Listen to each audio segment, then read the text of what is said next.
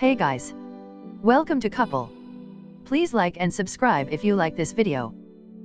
Senator Bob Corker, RTN, the chairman of the Senate Foreign Relations Committee, warned on Wednesday that President Donald Trump will absolutely withdraw the United States from the Iran nuclear deal in less than a month. I think many of the people around the president would like to see a framework agreement achieved. I think that's a better outcome for our nation both in the short and long term, Corker told the Daily Beast.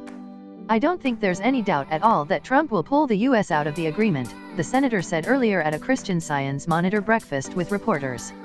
The comments, which come just weeks ahead of the May 12 deadline for the U.S. to certify the terms of the Obama-brokered nuclear agreement, are some of the starkest yet from the Tennessean who, despite his at times heated disagreements with Trump, still speaks with the president regularly. The Trump administration has sought to renegotiate some of the terms of the Iran nuclear agreement in an effort to make the conditions more restrictive on Tehran, including the so-called sunset provisions, which allow some of the limitations on Iran's nuclear program to expire.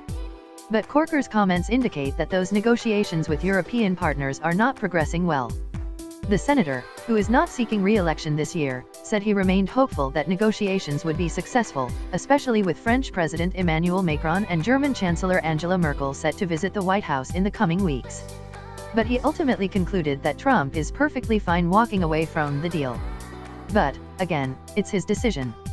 Executive decisions change when there's a new executive, Corker said, mentioning Trump's decision to withdraw from the Paris Climate Accord. Executive agreements just do not stand the test of time. But I hope we reach a framework agreement. Congress had been considering passing legislation to scrap the provisions requiring Trump to certify every few months whether Iran was complying with the terms of the deal. Corker, who worked closely with ousted National Security Advisor H.R. McMaster and fired Secretary of State Rex Tillerson on the effort, was hopeful that it could allow the U.S. to quietly remain in the deal without requiring Trump to publicly approve an accord that he called the worst negotiated deal in presidential history. But lawmakers, led by Corker, instead told the administration to come up with a framework agreement with the European partners before coming to Congress. Democrats weren't likely to sign on to such legislation unless the Europeans were comfortable with a new framework that addresses the Trump administration's concerns, Corker said.